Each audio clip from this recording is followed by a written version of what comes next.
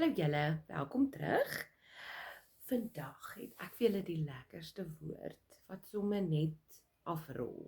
Afrol van jou tong af. Dit is, as jy vir hom het, dan gaan jy vir hom die hele tyd gebruik. Dit is fantasties. Sy naam, of nie sy naam nie, die woord, is toevallig. Toevallig. Toeval en toevallig. Nou moet julle vir my mooi konsentreer dat julle vir hom reg gebruik. Dit is nie sy het gehardloop en toeval sy haar tande uit nie. Nee, niks van dit nie. Toevallig is wanneer jy iemand wat jy lanklaas gesien het, raakloop. Jy loop hulle raak, daar's geen planne gemaak nie, niks is afgespreek nie. Dit is toevallig. Ja. En toeval is dan nou dieselfde.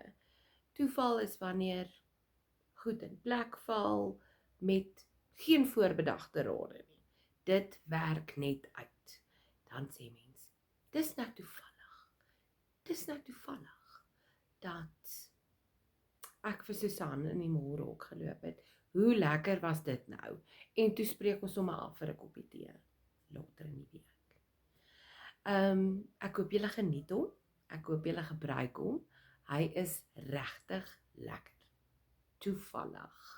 En mag goed net lekker toevallig met jou gebeur. Ten goeie. Tata julle.